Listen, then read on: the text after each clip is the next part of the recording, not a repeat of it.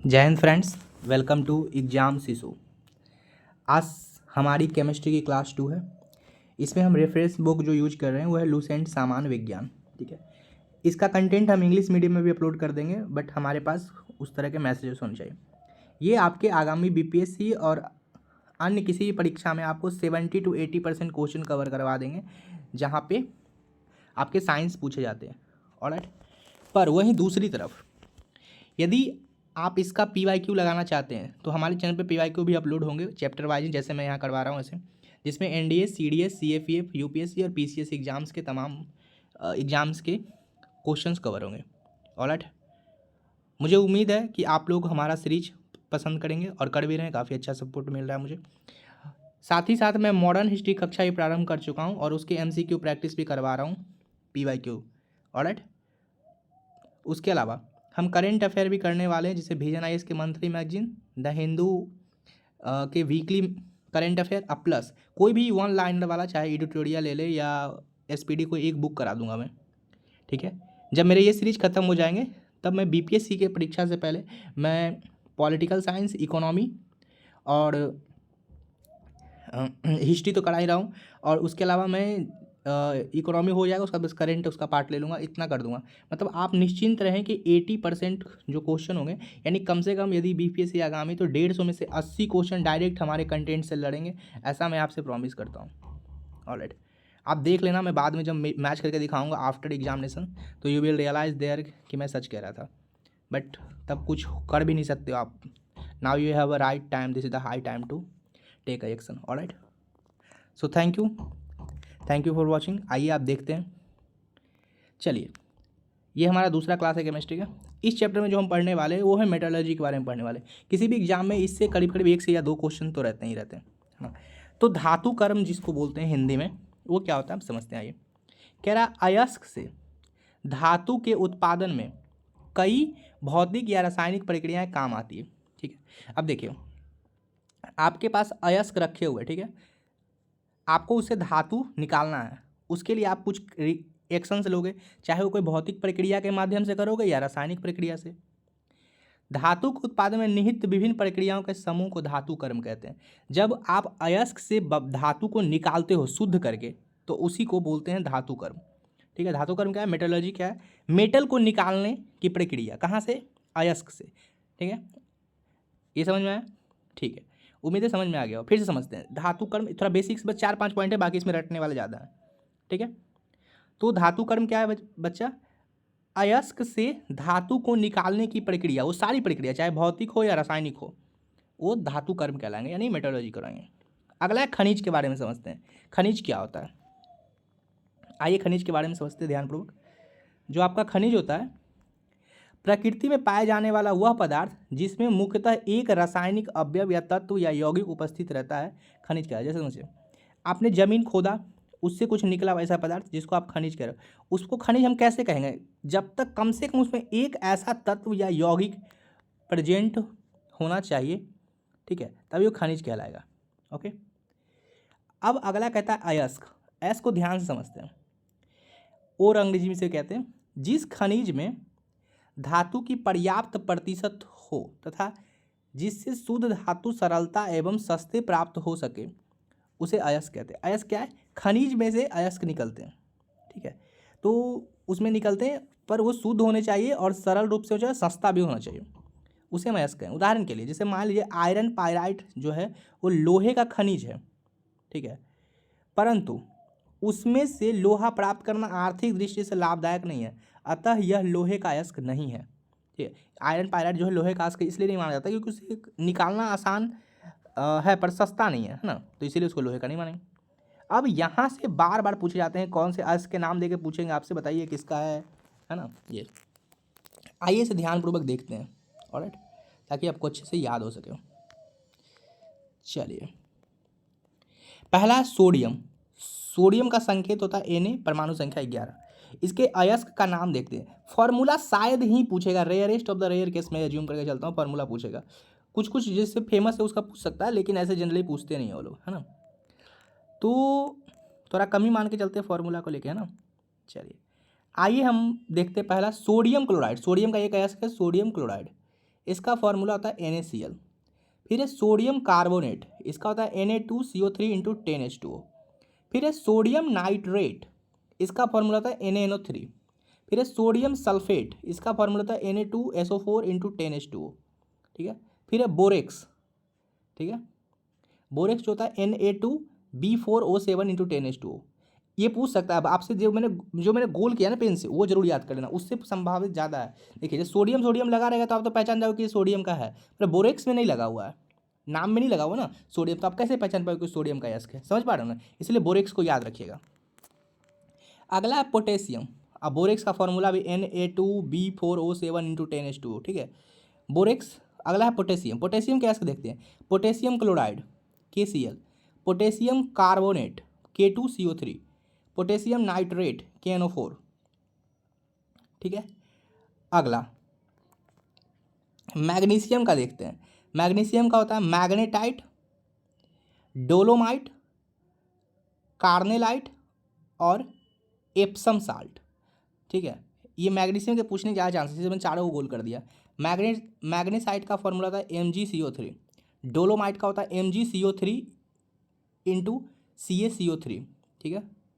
फिर कार्नेलाइट का होता है KCl into MgCl2 into 6H2O। और एप्सम साल्ट का होता है MgSO4 इंटू 7H2O। ठीक है, तो मैंने जो गोल किया उस पर थोड़ा ध्यान दीजिएगा ना हो तो कॉपी निकाल के लिख लीजिए एक दफ़ा। अब कैल्शियम का देखते हैं। कैल्शियम का होता है कैल्शियम कार्बोनेट, जिप्सम, फ्लोरोस्पर और फॉस्फोराइट। ठीक है, इतना हो गया, समझ में आ गया? ये होते हैं कैल्शियम के। ठीक है, जिसमें आप इसमें से ये फ्लोरोस्पर जो लिखा हुआ और जिप्सम लिखा हुआ, ये दो आप याद कर लीजिए। ऑलराइट, एल्युमिनियम का हम देखते हैं। एल्युमिनियम का से BPSC पूछा है सवाल। ठीक है, एल्युमिनियम का एक अयस्क होता है बॉक्साइड Al2O3 इंटू 2H2O। एक होता है क्रायोलाइट Na3AiF6। फिर है कोरंडम या नीलम Al2O3। ठीक है, फिर डायास्पोर, ये होता है Al2O3 इंटू H2O। फिर है क्यूप्राइट, क्यूप्राइट का Cu2O।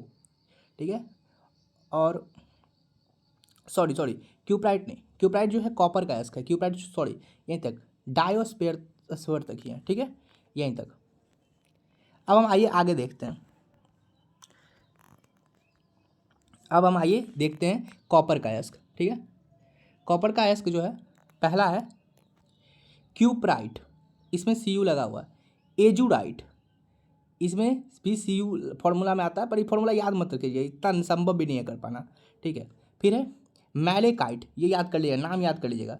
फिर है कैल्कोसाइट, कैल्कोसाइट का याद करना जरूरी होगी, कैल्शियम से रिलेट करता था, आपको लगेगा कि कैल्शियम का। ठीक है, और एक है कैल्कोपायराइट।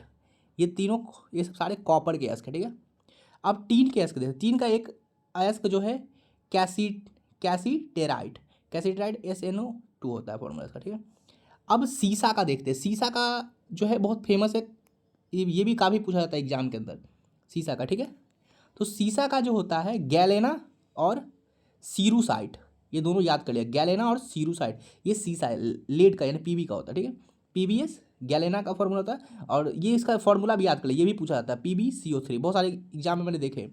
सिल्वर Ag का देखते हैं, इसका होता है नेटिव सिल्वर, ये तो याद होगा। फिर अर्जेंटाइट, अर्जेंटाइट आप Ag से याद करते हो, क्योंकि सिल्वर का फॉर्मूला अर्जेंटाइट Ag होता है, तो उसको ऑर्गेंटम ही बोला जाता था जहाँ पे खोज हुआ था वहाँ पे। ठीक है, तो यहीं से इसका नाम पड़ा अर्जेंटाइट। अब आइए जिंक का देखते हैं। ठीक है, जिंक ब्लेड, इसका फॉर्मूला पूछ सकता है GNS। फिर है कैलामीन, कैलामीन को मैंने टिक किया, आप याद कर लेगा JNC से। फिर जिंकाइट, ये जिंकाइट नहीं पूछेगा, फॉर्मूला पूछ ले ZNO तो अलग बात है, लेकिन ऐसे जनरली ये नाम नहीं देगा, एस का नाम में ही नहीं पूछेगा, एस के नाम में सिर्फ कैलामीन ही पूछने के चांसेस है।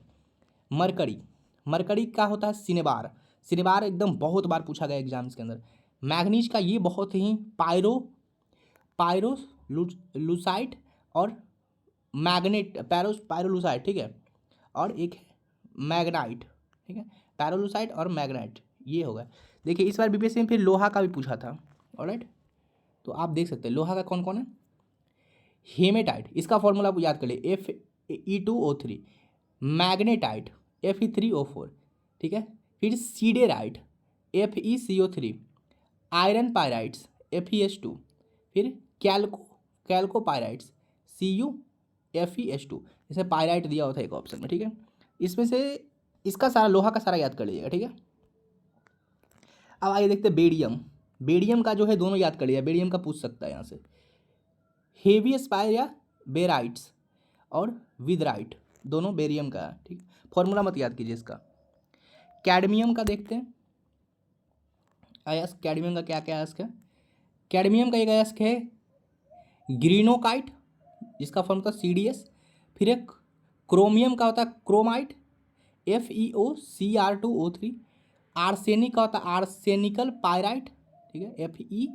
आर्सेनिक का जो है फॉर्मूला पूछ सकता है, क्योंकि देखिए इसका फॉर्मूला Fe से शुरू हो रहा है, तो ये कन्फ्यूजिंग क्रिएट करता है, इसलिए इसका पूछा जाता है एग्जाम्स के अंदर, ठीक है। आर्सेनिकल पायराइट का।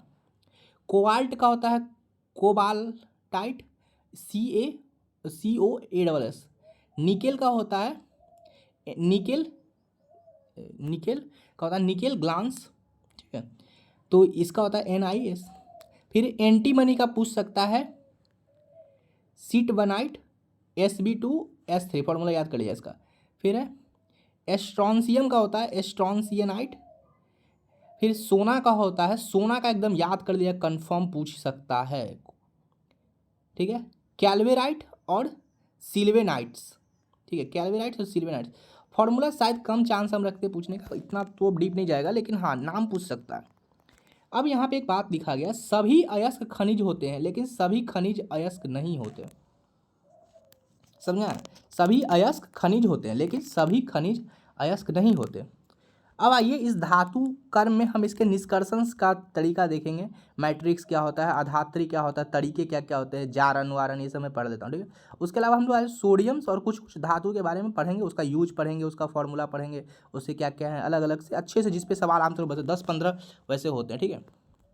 तो आइए अब हम लोग शुरू करते हैं, इसको अधात्री के बारे में पढ़ते हैं, ठीक है। मैट्रिक्स क्या होते हैं? मैट्रिक्स या गैंग जो होता है उपयोगी धातु या उनके यौगिक के साथ सैलीय पदार्थ की एक काफ़ी बड़ी मात्रा पाई जाती है, इसे ही अधात्री कहते हैं। देखो जब आप ज़मीन से निकालते हो खनिज को, तो उसके साथ जो गंदगी होती है, क्योंकि सैलीय पदार्थ वो जमे होते हैं पत्थर जैसे रॉक होते हैं, तो उसके अंदर जो गंदगी होती है सारे को अधात्री यानी मैट्रिक्स यानी अंग्रेजी में गैंग कहते हैं। अगला है प्रद्रावण, ठीक है, इसको बोलते हैं सेमेल्टिक। प्रद्रावण कुछ नहीं है, उसको गलाने की प्रक्रिया होती है। आइए इसका पढ़ते हैं। अयस्क को उसके द्रवनांक, द्रवनांक क्या है? एक ऐसा ताप जिस पर कोई पदार्थ द्रव अवस्था में तब्दील हो जाता हो अर्थात बदल जाता हो, उस द्रवनांक बोलते हैं। तो उसके द्रवनांक के ऊपर तापक्रम पर अकेला या किसी शुद्रावक के साथ मिलाकर गर्म करने की प्रक्रिया को प्रद्रावण या प्रगलन कहते हैं। समझते हैं? जैसे मान लिया जाए आपके वहाँ खनिज निकला, अब हमको उसको शुद्ध करना है, उससे खनिज को बाहर निकालना है, ठीक है, अयस्क को बाहर निकालना। अब हम करेंगे क्या, उसमें कुछ ऐसा सामान मिलाएंगे जिससे वो गल जाए, पानी जैसा हो जाए, ठीक है। ऐसा सोच के देखते हैं, यानी जो हम पानी उसको बनाना चाहते हैं, तो जिस अवस्था पे वो पिघलेगा उसे बोलेंगे द्रवनांक, ठीक है। समझ में? अब द्रवनांक में लाने के लिए, उसको द्रवनांक करने के लिए, गलाने के लिए कुछ हमको चाहिए पानी, उसका कुछ मिलाएंगे ताकि वो हो सके। जिस चीज़ को हम मिलाएंगे उसका नाम रखे हैं शुद्रावक, और इस पूरे प्रक्रिया को कहते हैं प्रगलन या प्रद्रावण, अंग्रेजी में बोलते हैं सेमेल्टिंग। उम्मीद आपको समझ में आ गया हो। इस प्रक्रिया में रासायनिक परिवर्तन, तो जाहिर सी बात है रासायनिक परिवर्तन ही होंगे, है ना। अब शुद्रावक, अंग्रेजी में इसको बोलते हैं फ्लक्सिस। फ्लक्सिस के देखते हैं। प्रद्रावण के समय अयस्क में प्रायः कुछ ऐसी पदार्थ मिला दिए जाते हैं जिसमें अयस्क में उपस्थित अद्रवणशील पदार्थ रासायनिक परिवर्तन द्वारा भट्ठी के ऊंचे ताप पर द्रवणशील यानी फ्यूजेबल बन जाते हैं। मतलब पदार्थ मिलाने के बाद वो ऐसे पहले नहीं गलता, अब गल जाता है, या पहले गलता था बहुत टेम्परेचर लगता है, अब कम टेम्परेचर पर गल जाता है। जैसे लोहा के लिए जो प्रद्रावण यूज करते हैं उसको बोलते हैं चूना पत्थर, ठीक है, शुद्रावक के रूप में उसको यूज कर। प्रद्रावण में के क्रिया में जो शुद्रावक यूज करते हैं वो चूना पत्थर है रूप में व्यवहृत होता है। यह गर्म होकर कैल्शियम ऑक्साइड देता है जो अयस्क की से सिलिका जैसी अशुद्धि से संयोग कर द्रवणशील कैल्शियम सिलिकेट बना देता है, ठीक है। तो इतना नहीं पूछेगा, बट ये पूछ सकता है कि कौन सा यूज होता है उसको गलाने में प्रद्रावण प्रक्रिया में कौन सा शुद्रावक के तौर पर, फ्लक्स के तौर पर होता है, तो वो आप याद रखिएगा, चूना पत्थर। ठीक है, लोहा वाला याद कर लिया। अब धातुमल स्लैग समझते हैं क्या होता है। आइए स्लैग को देखते हैं ठीक से।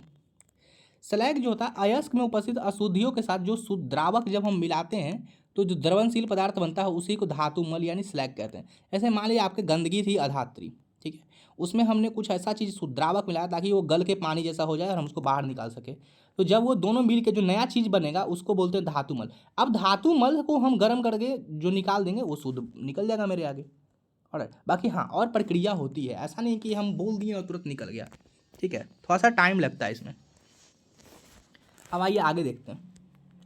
अगला कहता है यदि अयस्क में उपस्थित अशुद्धि अम्लीय हो जैसे SiO2 P2O5 आदि तो भास्मिक द्रवा बेसिक फ्लक्स मिलाते हैं। यदि अम्लीय अशुद्धि है तो उसमें क्षारीय मिलाएंगे, ठीक है, के रूप में। क्षारीय रूप में क्या है, चूना यूज करेंगे, चूना का, लाइम का व्यवहार किया था, जिसमें द्रवनशील कैल्शियम सिलिकेट या फॉस्फेट धातुमल बनकर अलग होते हैं। ये याद कर लीजिए, कैल्शियम सिलिकेट या फॉस्फेट धातुमल। ठीक है, अब हाँ ये सही बात है कि इस लेवल तक हर एक एग्जाम में सवाल नहीं आते हैं, पर मेरा कक्षा सिर्फ बीपीएससी को टारगेट तो है नहीं, है ना, एनडीए के भी हैं, सीडीएस के भी, तो वहाँ से ऐसे सवाल पूछे जाते हैं। जैसे SiO2 + CaO CaISO3 P2O5 और Ca मिलाए तो ये बना, ये वाला याद करने की जरूरत नहीं है। कहता है मैग्नीज ऑक्साइड जैसे भास्मिक अशुद्धि के लिए द्रावक के रूप में सिलिका का प्रयोग करते हैं। ऑलराइट, अब आइए आगे पढ़ते हैं।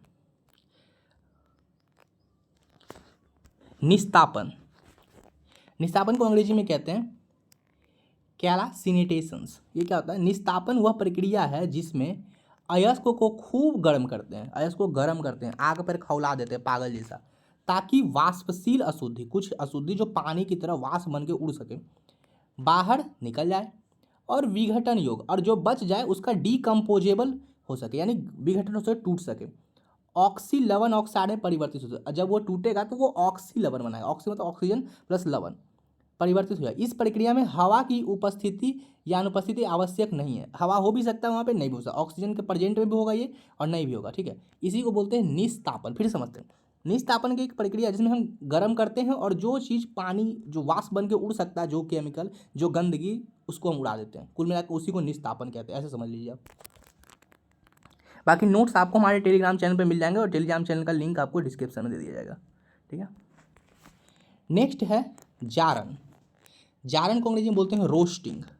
जारन क्या भैया, जारन वह प्रक्रिया है जिसमें अयस्क को वायु की नियंत्रित आपूर्ति करके एक निश्चित ताप पर इस प्रकार गर्म करते हैं। ध्यान से देखिए, पिछले जो हम पढ़ रहे थे उसमें हम नहीं करते, जारन में हम क्या कर रहे हैं, रोस्टिंग में क्या कर रहे हैं, हम इसमें भी गर्म ही कर रहे हैं, ठीक है, अयस्क को, लेकिन हम हवा दे रहे हैं पर कंट्रोल भी में दे रहे हैं। हमको पता है कि इसको मेटरलॉजी को कितना पानी देंगे, कितना गर्म करेंगे तो ये इससे बाहर आएगा। ठीक है, गर्म करते हैं कि मुक्त अवस्था या संयुक्त अवस्था में उपस्थित गंधक, आर्सेनिक और अन्य तत्व ऑक्सीकृत हो जाए और वाष्पशील ऑक्साइड में परिवर्तित हो जाए और बाहर निकल जाए, तो धातु के ऑक्साइड शेष रह जाए, ऐसा काम करते हैं। ठीक है, अब समझते हैं अयस्क का सांद्रण। ठीक है, अयस्क का सांद्रण समझते हैं। कंसंट्रेशन ऑफ ओर क्या होता है, अयस्क से मैट्रिक्स यानी गंदगी या गैंग को पृथक करने का जो प्रक्रिया, उसी को अयस्क का सांद्रण कहते हैं। अयस्क का सांद्रण क्या होता है, अयस्क जो हम गंदगी बाहर निकालते हैं उसी को अयस्क का सांद्रण कहते हैं। ठीक है, अब आइए हम समझते हैं कि अयस्क से गंदगी निकालने टाइम हम किस किस चीज़ का यूज करते हैं। जैसे हम हाथ से चुन के कर सकते हैं, गुरुत्व पृथक्करण विधि करते हैं, ग्रेविटेशनल सेपरेशन करते हैं, फिर फेन उत्प्लावन विधि का प्रयोग कर सकते हैं, चुंबकीय सांद्रण विधि का प्रयोग कर सकते हैं, और निक्षालन यानी लीचिंग प्रोसेस कर सकते हैं। ठीक है, अब सब प्रोसेस तो आपको पता ही होगा कहाँ पे कौन सा करते हैं, पर फिर भी मैं बता देता हूँ थोड़ा थोड़ा जो यहाँ पे पढ़ने के लिए दिया गया। ठीक है, बाकी एनसीईआरटी भी मैं कवर करूँगा इसका, तो जो छूट जाएगा वो एनसीईआरटी डायरेक्ट कवर हो जाएगा।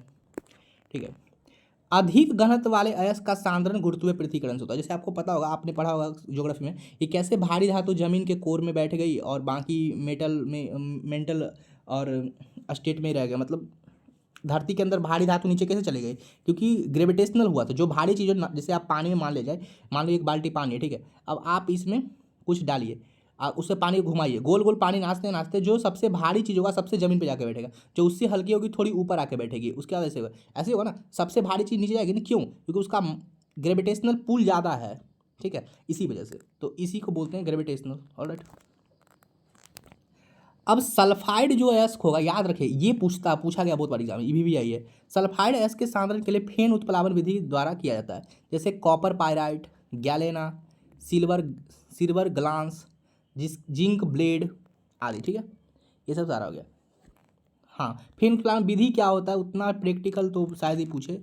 हाँ, 3 नंबर थे, अयस्क में उपस्थित चुंबकीय अशुद्धियाँ यदि रहेगी तो उसको निकालने के लिए तो हम चुंबकीय सांद्रण करेंगे, ठीक, जैसे टीन स्टोन को निकालने के लिए करते हैं। अब अगला चीज़ हम अब सबसे लास्ट में हम क्या करते हैं, निकाल दिए, अब उसको शुद्ध करते हैं, बिल्कुल रिफाइनिंग करते हैं, ठीक है, क्या करते हैं बच्चा, रिफाइनिंग करते हैं। रिफाइनिंग क्या होता है, अशुद्ध धातु के शोधन प्रक्रम को धातुओं के परिष्करण कहते हैं, ठीक है, परिष्करण तो रिफाइन करते हैं, उसको शोध करके बिल्कुल एकदम प्योर बनाते हैं। अशुद्ध धातु के परिष्करण की विधि तत्व की प्रकृति एवं उपस्थिति अशुद्ध की प्रकृति पर निर्भर करती है, सही बात है। यदि आपको कोई चीज़ को शुद्ध करना है तो इस बात पर डिपेंड करेगा, अंदर बैठा हुआ गंदगी का नाम क्या है, उसके क्या नेचर है, कितना है, वही चीज़ पे डिपेंड कर रहा है, उसकी प्रकृति कितनी है, उपस्थिति कैसी है ना, कौन सा तत्व है, नेचर क्या है उसका, ये तमाम चीज़ पे डिपेंड कर रहा है। ऐसे करके हमने ये सारी चीज़ पढ़ ली है। अब हमारा सबसे सेकेंड इंपॉर्टेंट पार्ट जो शुरू होने वाला है वो धातु के बारे में हम पढ़ने वाला है। धातु में क्या पढ़ने वाले हैं, धातु में हम कुछ धातु के नाम देखेंगे, 2-3 अभी शुरू में, उसके यूजेस देखेंगे, क्योंकि ये चैप्टर थोड़ा 2-3 क्लासेस ले लेगा, ठीक है, बट आप बिलीव रखिए जिस दिन केमिस्ट्री आपकी खत्म होगी उस दिन खतरनाक खत्म होगी, ठीक है, आपके पास मतलब आपको कॉन्फिडेंस डेवलप हो जाएगा कि you can solve your questions in your examinations, alright, but it is not a easy task, you have to do a herculean and relentless effort, ठीक है। अब आइए अब हम आगे देखते हैं, अब धातु के बारे में समझते हैं, धातु का नेचर क्या होता है, क्या करता है। ऐसे तत्व जो इलेक्ट्रॉन का त्याग करके धनायन प्रदान करते हैं, मैंने इलेक्ट्रॉन पॉजिटिव नेगेटिव चार्ज के बारे में पिछले क्लास में पढ़ाया था, वहाँ जाकर देख लीजिए, ठीक है। जो धातु जो है पॉजिटिव चार्ज आते हैं क्योंकि इलेक्ट्रॉन का त्याग करते हैं, धातु कहलाते हैं। आधुनिक आवर्त सारणी में सभी धातु तत्व बाईं ओर तथा मध्य में स्थित है, या तो बाईं ओर में है, या तो 18वें से इधर है, या बीच में है, यानी डी ब्लॉक में। आवर्त सारणी में जो तत्व बिल्कुल बाईं ओर हैं उनमें धातुओं के गुण सबसे अधिक होते हैं। मैंने पिछले क्लास में पढ़ाया था कैसे आवर्त सारणी में किधर से किधर गुण बढ़ते, जाके पिछला क्लास आप देख लीजिए। अगला है, प्राचीन काल में सिर्फ 8 धातु ही ज्ञात थे, जैसे ये धातु थे कार्बन, सोना, चांदी, टीन, सीसा, लोहा, पारा और एंटीमनी। इन 8 धातु को प्रागैतिहासिक धातु का की संज्ञा दी गई। अब पूछ सकता है आपके प्रागैतिहासिक, अब आप कहेंगे कि सर कार्बन कब से धातु होने लगा, बात भी सही है, पर मैं क्या करूं, नाम रख दिया उन्होंने तो मैं मान लिया, ठीक है। अब आइए देखते धातु के गुण, ये आपने पढ़ा होगा क्लास 9th में, पर फिर भी मैं भी पढ़ा दूंगा आपको कि धातु के अंदर क्या क्या गुण होते हैं। धातु जो होते हैं अघातवर्ध होते हैं, मैलेबल होते हैं, इसका मतलब आप उसको पीट पीट के पत्थर जैसा बना सकते हैं, इनको हथौड़े से पीटकर चादर के रूप में परिवर्तित कर सकते हैं। सोना और चांदी सबसे अधिक आघातवर्ध है, मतलब सोना और चांदी को आप सबसे ज़्यादा पीट पीट के पत्थर जैसा बना सकते हैं, इसीलिए लेडीज सब शायद पसंद करती है सोना चांदी पहनना, कम भी पहनो तो दिखा ज़्यादा पहनी हुई है ना। अगला है, धातु तन है, डक्टाइल होते हैं, मतलब आप उसको खींच खींच के तार जैसा बना दो कोई दिक्कत नहीं है, लेकिन सभी धातु एक जैसे तने नहीं होते, सही बात है। 100 मिलीग्राम चांदी से लगभग 200 मीटर की तार बन सकती है। सभी धातु चमकीले होते हैं, इस चमक में धात्विक चमक होती है, ठीक है, धातु चमकीले होते हैं। उन धातुओं का घनत्व तो ऊंचा होता है। अगला, सभी धातु ऊष्मा और विद्युत के चालक होते हैं। चांदी ऊष्मा और विद्युत के सर्वोत्तम चालक है, सबसे ज़्यादा ऊष्मा और विद्युत का चालक कौन करता है, चांदी। सीसा का ऊष्मीय और विद्युतीय चालकता सबसे कम है, ये पूछ सकता है सबसे कम किसका, इसका आंसर होगा सीसा, ठीक है। ये तो फिजिकल प्रॉपर्टी हो गई, ठीक है। अब हम कुछ रासायनिक प्रॉपर्टी देखते हैं, क्या है भैया रासायनिक प्रॉपर्टी। धातु विभिन्न प्रकार के अधातु जैसे ऑक्सीजन, हाइड्रोजन, क्लोरीन, सल्फर से क्रिया करके यौगिक का निर्माण करते हैं, जैसे मान ले FeO 3D हमने पढ़ा अभी। इसमें लोहा धातु है, ऑक्सीजन अधातु है, ठीक है। उसी तरह FeO2 आपने पढ़ा होगा, कैसे उसमें जंग लगता है। कॉपर का CuO पढ़ा, कॉपर ऑक्साइड पढ़ा होगा, है ना। तो धातु क्या करते हैं, अधातु से रिएक्शन करते हैं, ठीक है, और रिएक्शन करके कुछ यौगिक बनाते हैं। अधिक अभिक्रियाशील धातु साधारण ताप पर जल से अभिक्रिया करते हैं, जबकि कम अभिक्रियाशील धातु जल और भाप से गर्म किए जाने पर अभिक्रिया करते हैं। अब आइए इसको ध्यान समझते हैं। यदि आपकी धातु ज़्यादा क्रियाशील है, मान लीजिए सोडियम है, और कोई धातु कम क्रियाशील है, ठीक है, मान लेते हैं उस धातु का नाम लेते हैं लोहा, हालांकि कम नहीं है पर मान के चलते हैं सोडियम के मुकाबले थोड़ी कम ही क्रियाशील है ये। क्रियाशीलता क्रम भी मैंने कल पढ़ाया था आपको पीरियड टेबल में। तो कहता है धातु जो है विभिन्न प्रकार के अधातु, जैसे ऑक्सीजन सबसे रिएक्शन कर लिया, ठीक है, और यौगिक बना लिया। जो अभिक्रियाशील धातु ज़्यादा है, ज़्यादा रिएक्शन करने की क्षमता रखता है, वे क्या करते हैं, साधारण ताप पर, नॉर्मल टेम्परेचर पर जल से रिएक्शन करते हैं। देखिए सोडियम जल से रिएक्शन करते ही फटाक से जल जाता है, इसलिए सोडियम को क्रियोसन में रखते हैं। जबकि कम अभिक्रियाशील धातु मतलब लोहा जो है वो जल या भाप के साथ गर्म किए जाने पर अभिक्रिया करती है, यानी इसको या तो जल से अभिक्रिया करो या भाप से अभिक्रिया करो, ठीक है। धातु अम्ल एवं क्षारों में भी अभिक्रिया करती है। धातु जो है वो अम्ल से भी रिएक्शन कर सकती है और क्षार से भी कर सकती है, ये समझ में आए। धातु गर्म पानी से भी रिएक्शन कर सकती है, ठंडा से भी रिएक्शन कर सकती है, वाष्प से भी रिएक्शन कर सकती है। कुल मिलाकर कहने का तात्पर्य इसका बेचारे का इतना ही था, हमने इसे मतलब ठीक से डिकोड कर दिया जितना लिखा होता। अब आइए हम पहले धातु सोडियम के बारे में पढ़ते हैं, ठीक है। सोडियम का हम पूरा यूज सीखेंगे अच्छे से एकदम। सोडियम इसका क्या काम है, कहाँ से आया, कहाँ को जाएगा, ये सब देखते हैं। ऑलराइट, उम्मीद है दोस्तों आपको अच्छे से समझ में आ रहा होगा, नहीं आए तो आप मुझे बताओ, खबर करो। अब सोडियम के देखते हैं, इसकी प्राप्ति कहाँ से होती है। अत्यंत ही क्रियाशील तत्व होने के कारण यह मुक्त अवस्था में नहीं पाया जाता। संयुक्त अवस्था में यह प्राप्त मात्रा में क्लोराइड, नाइट्रेट, कार्बोनेट, बोरेट और सल्फेट के रूप में पाया जाता है, ठीक है। जैसे सोडियम क्लोराइड ये सब नमक में पाया गया, ठीक है। तो सोडियम इतना क्रियाशील है कि ये अकेला पाया नहीं जा सकता, ठीक है। सॉरी दोस्तों, कुछ लोगों का शिकायत था कि आवाज़ का थोड़ी इशू रहती है, वॉइस मतलब कम आता है, तो मैं उसका जल्दी सॉल्यूशन ढूंढ रहा हूँ। फिलहाल थोड़ा एडजस्ट कर लीजिए, है ना। अब आइए आगे देखते हैं। अब समझते हैं कि सोडियम धातु को निकाला कैसे जाता है ना, ठीक है। सोडियम धातु के निष्कर्षण देखते हैं। सोडियम धातु के निष्कर्षण जो होता है वो कास्टनर विधि द्वारा होता है। द्रवित सोडियम जो है हाइड्रोक्साइड को वैद्युत अपघटन से किया जाता है। मतलब क्या करते हैं, सोडियम जो हाइड्रोक्साइड है उसको पानी की तरह बनाते हैं, उसका उसमें इलेक्ट्रोलाइज वैद्युत अपघटन होता है, इलेक्ट्रिसिटी शॉक जैसा कुछ दे। फिर डाउन विधि द्वारा भी पिघले हुए सोडियम क्लोराइड के वैद्युत अपघटन से सोडियम धातु बड़े पैमाने पर प्राप्त करता है, डाउन विधि द्वारा। अब ये विधि क्या होती है, कैसे काम करती है, ये सब नहीं याद कर समझना आपको, ठीक है। ये इतना नहीं पढ़ना है गहराई में, तो एक एक विधि को एक्सप्लेन करने लगेंगे तो पता चल रहा है कि एक चैप्टर में 10 दिन लग गया, ठीक है। अब आगे देखते हैं सोडियम धातु के भौतिक गुण। यह चांदी के समान सफ़ेद धातु है, यह मुलायम भी होता है और इसको चाकू से काट सकते हैं। इसके घनत्व जो है 0.97 होते हैं। पानी से हल्का होने के कारण यह पानी पर तैरने लगता है। याद रखिए सोडियम पानी पर तैरता है। यह विद्युत का सुचालक होता है, ठीक है, ये विद्युत का सुचालक होता है। सोडियम धातु बेंजीन या ईथर में विलय होता है, ये बेंजीन में या ईथर में विलय होता है, ठीक है। हमने कुछ इंपॉर्टेंट पॉइंट बताए। पहला, सोडियम जो होता है कास्टनर के विधि से प्रयोग होता है, डाउन विधि में से भी निकलता है, वैद्युत अपघटन करते हैं, इसमें इलेक्ट्रोलाइजर्स वगैरह करंट वरेंट जैसा कुछ प्रयोग करते हैं, ठीक है। इसके भौतिक गुण क्या है, ये सफ़ेद दिखते हैं भैया, मुलायम है, चाकू से काट दो, 0.97 घनत्व है, पानी से हल्का होता है, पानी पे तैरता है, और बेंजीन और ईथर में घुला दो, पानी बना दो, इसको पिघला दो, जो करना कर दो। अब सोडियम के हम रासायनिक गुण समझते हैं। क्या समझते हैं दोस्तों, सोडियम के रासायनिक गुण। आइए, साधारण ताप पर शुष्क हवा और शुष्क ऑक्सीजन का इस पर कोई प्रभाव नहीं पड़ता, ठीक है।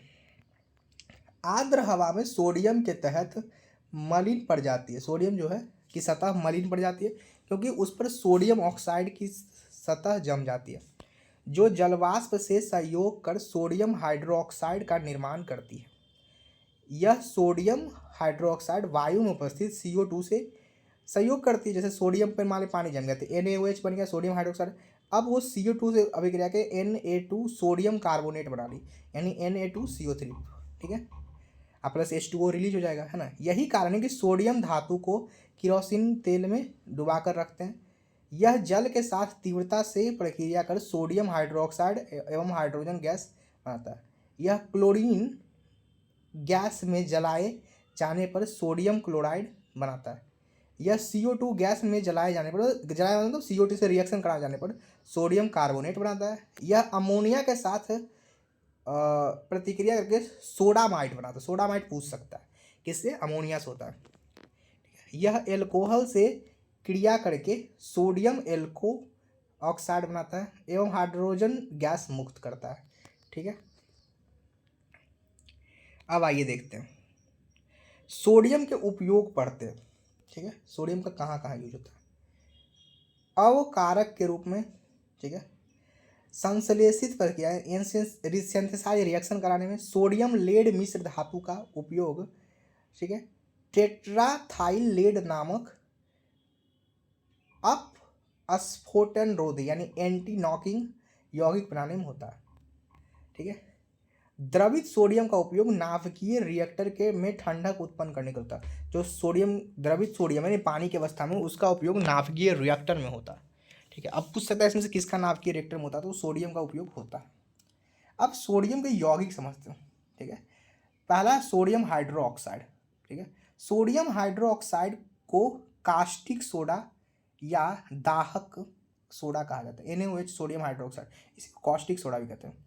इसका उपयोग जो था पेट्रोलियम को शुद्ध करने में, साबुन बनाने में, कागज उद्योग में, सूती कपड़ा को चमक पैदा करने में, ठीक है, कृत्रिम रेशम के निर्माण में, रंग या रेयॉन बनाने में, प्रयोगशाला के प्रतिकारक यानी कि रिएक्शन को तेज करने में, तथा सोडियम धातु के निर्माण में होता है। इतने जगह इसका यूज होता है, ठीक है दोस्तों। कागज कॉस्टिक सोडा में, उद्योग जगत में होता ही है, पेट्रोल को साफ सुथरा करने में होता है, ठीक है, रेयॉन वोन बनाने में होता है।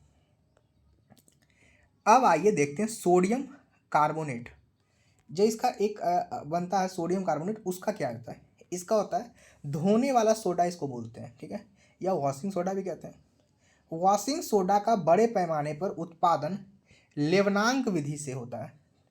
सेल्वे विधि जो होता है, अमोनिया सोडा विधि इसी को कहते हैं, वैद्युत विधि द्वारा किया जाता है। सोडियम कार्बोनेट का उपयोग जल के खारापन को दूर करने में किया जाता है, ठीक है, जल के खारापन का दूर करने में किया जाता है। जैसे ब्लीचिंग पाउडर का होता है ना, वैसा ही इसका भी कर सकते हैं। अगला क्या था? पेट्रोलियम को शुद्ध करने में होता है, प्रयोगशाला में इसका यूज होता है। सीसा, साबुन, कागज, कास्टिक सोडा आदि के उत्पादन में होता है। वॉशिंग सोडा का जलीय विलयन क्षारीय होता है, ठीक है। इसका वॉशिंग सोडा जो है, इसका जलीय विलयन क्षारीय होता है।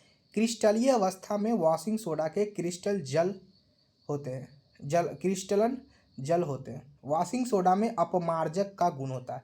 वॉशिंग सोडा में अपमार्जक का गुण होता है, बस इतना याद रखिएगा, ठीक है। साबुन और अपमार्जक में हम फर्क देखेंगे आगे, हालांकि क्लास 12th के केमिस्ट्री में, लेकिन जब हम विलियन चैप्टर से आगे बढ़ेंगे ना तो थोड़ा थोड़ा देखेंगे ये सब। अब आइए हम अगला देखते हैं सोडियम बाइकार्बोनेट के बारे में। सोडियम बाइकार्बोनेट, सोडियम बाइकार्बोनेट का दूसरा नाम बेकिंग सोडा है। इसे NaCO3 के नाम से, खाने वाला सोडा होता है।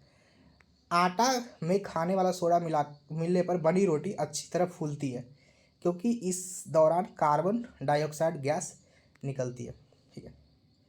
सोडियम बाइकार्बोनेट का उपयोग औषधि के रूप में, पेट की अम्लता को दूर करने में और बेकिंग पाउडर बनाने में या और अग्निशामक में किया था। अग्निशामक वाला बहुत बार PYQ में पूछा गया, ठीक है दोस्तों।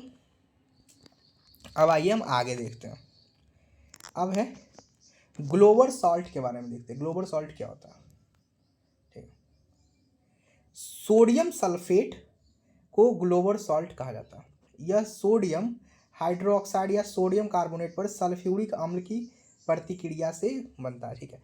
सोडियम सल्फेट जो है, उसमें यदि आप H2SO4 यानी हाइड्रोक्साइड में सोडियम कार्बोनेट में सल्फ्यूरिक अम्ल से रिएक्शन कराओ तो यह बनेगा। यह रंगीन तथा स्वाद रवेदार ठोस पदार्थ होता है। इसके एक अणु में रवा जल के 10 अणु उपस्थित रहते हैं। इसका उपयोग शीशा बनाने में, कागज बनाने में, दवा बनाने में सोडियम सल्फाइड का निर्माण होता है। ठीक। अगला देखते हैं सोडियम क्लोराइड के बारे में। ये तो बहुत इजी है, इसका तो 12 पूछा था। सोडियम क्लोराइड जो है, इसका यूज जो है, सोडियम क्लोराइड को साधारण नमक कहा जाता है। ठीक है। समुद्र जल के वाष्पीकरण प्रक्रिया से नमक का उत्पादन होता है। सोडियम क्लोराइड को बर्फ के साथ मिलाकर हिम मिश्रण यानी फ्रीजिंग बनाया जाता है। ठीक है। बर्फ के साथ मिला के मतलब उसको और ज़्यादा अच्छा जमाया जाता है। सोडियम क्लोराइड मानव के भोजन का आवश्यक अंग है। समुद्र जल में कुल घुलनशील ठोस का 75% सोडियम क्लोराइड है। ये बहुत बार पूछा गया एग्जाम में। ठीक है। डिहाइड्रेशन के समय शरीर में सोडियम क्लोराइड कम हो जाता है। नमक को खुली हवा में छोड़ देने पर यह हवा से नमी को सोख लेता है। इसके कारण नमक में अशुद्ध के रूप में मैग्नीशियम क्लोराइड की उपस्थिति होती है, जो कि डिलिक्वेंसेंस होते हैं। ठीक है। प्रसंवेदी होती है। अब आइए देखते हैं। इसीलिए देखिए, कोई भी जीव जंतु के यदि शरीर से पानी सोखना, जैसे आपने पढ़ा होगा खाना को प्योर रखना, शुद्ध फूड प्रिजर्वेशन में नमक का यूज क्यों होता है। नमक डाल दोगे उसके अंदर की नमी मिट जाएगी, नमी मर जाएगी तो कम ही चांस होते हैं उस पर बैक्टीरिया के पनपने के, है ना। आइए अब समझते हैं सोडियम पैराऑक्साइड के बारे में। यह हल्के पीले रंग का चूर्ण होता है। खुली हवा में छोड़ देने पर हाइड्रोक्साइड और कार्बोनेट की तरह जम जाने के कारण यह सफ़ेद हो जाता है। इसका उपयोग क्या होता है ना बच्चा, हाइड्रोजन पेरोक्साइड का निर्माण में, रंगाई के काम में, प्रयोगशाला में ऑक्सीकारक में होता है, रेशम, ऊन आदि में विरंजन ब्लीचिंग के रूप में होता है। सोडियम पेरोक्साइड का उपयोग पनडुब्बी जहाज़ों या अस्पतालों आदि में बंद हवा को शुद्ध करने में होता है। ये पूछ सकता है कि बंद हवा को शुद्ध करने में किसका होता है, सोडियम पेरोक्साइड का। ठीक है। अब आइए आगे देखते हैं। ठीक है। सोडियम नाइट्रेट का यूज जो होता है, सोडियम नाइट्रेट को चीली साल्ट पीटर भी कहते हैं। यह चीली तथा पेड़ू में काफ़ी मात्रा में मिलती है। इसका उपयोग खाद के रूप में नाइट्रिक अम्ल के निर्माण में होता है। ठीक है। नाइट्रिक अम्ल बनता है इससे, तो इसीलिए इसका यूज करते हैं। ठीक है। अब हम समझते हैं अगला सोडियम थायोसल्फेट। इसका अनुसूत्र Na2SO2O3 5H2 होता है। इससे हाइपो के नाम से जानते हैं। ठीक है। इसका उपयोग फोटोग्राफी में होता है। निगेटिव और पॉजिटिव का स्थानीकरण करने में होता है। यह अनअपघटित सिल्वर ब्रोमाइड को दूर कर देता है। इसका उपयोग प्रतिक्लोर यानी एंटी क्लोरल के रूप में विरंजक वस्त्रों में क्लोरीन दूर कर देता है। इसका उपयोग सिल्वर और गोल्ड के निष्कर्षण में भी होता है। ठीक है। ये काफ़ी इंपॉर्टेंट है, पर इसका फोटोग्राफी में यूज बहुत बार पूछा गया एग्जाम्स के दौरान। अगला समझते हैं बोरेक्स या सुहागा इसको बोलते हैं। ठीक है। सोडियम टेट्राबोरेट डेकाहाइड्रेट, इसको सुहागा या बोरेक्स कहते हैं। यह सफ़ेद क्रिस्टलीय ठोस है। यह जल में विलय भी हो जाता है। इसके कुछ उपयोग देख लेते हैं, जैसे कांच है, इनेमिल है, साबुन, मोमबत्ती उद्योग में होता है। ठीक है। कागज़ या सेरेमिक वस्तुओं का ग्लेज करने में, जल को मृदु करने में, और चमड़ा उद्योग में खोल को साफ करने में। अगला है माइक्रोकॉस्मिक लवण। सोडियम अमोनिया हाइड्रोजन फॉस्फेट को माइक्रोकॉस्मिक लवण कहते हैं। ये याद करिएगा, ये एकदम मोस्ट इंपॉर्टेंट आप समझ के। फिर है क्लेगन। सोडियम हेक्सा मेटाफॉस्फेट को क्लेगन कहते हैं। इसका उपयोग जल की कठोरता दूर करने में होता है, क्लेगन का उपयोग। ठीक है। अब आइए अगला समझते हैं, ये लास्ट है, नेल्सन सेल के बारे में। इसका उपयोग जो है सोडियम हाइड्रोक्साइड के निर्माण में किया जाता है। ठीक है। सोडियम के लवण बुनसेन जावलक के अप्रकाशमान शिखा यानी नॉन लुमिनस को, जो नॉन लुमिनस होता है उसके अस्थायी सुनहरा पीलापन को दूर करता है। ठीक है। आयनन विभव का यूज करता है। आयनन विभव मैंने आपको बताया था, पॉजिटिव चार्ज। ठीक है। आयनाइजेशन एनर्जी में जैसे बताता हूँ के कारण सोडियम बुनसेन ज्वाला के साथ सुनहरा पीला रंग देता है। आयनाइजेशन एनर्जी क्या है, जैसे मान लीजिए एक सोडियम है। ठीक है। इसको एक इलेक्ट्रॉन का त्याग करवाना है, तो उस इलेक्ट्रॉन का त्याग करवाने के लिए जो हमें एनर्जी लगेगी उसी को बोलते हैं आयोनाइजेशन एनर्जी। ठीक है, या आयोनाइजेशन पोटेंशियल। उम्मीद है दोस्तों आपको अच्छे से समझ में आ गया होगा। हालांकि इस चैप्टर में थोड़ा रटने वाले ज़्यादा है, आपको 1 से 2 बार ये वीडियो देखना ही पड़ेगा। बाकी PDF आपको मैं दे रहा हूँ मेरे टेलीग्राम चैनल पे, आप जाइए वहाँ से PDF डाउनलोड कीजिए, आराम से पढ़िए, 1-2 बार वीडियो देखिए, कुछ समझ में नहीं तो फिर से पूछिए। ऑलराइट, उम्मीद है आपको मेरा वीडियो पसंद आ रहा हो। Thank you for watching.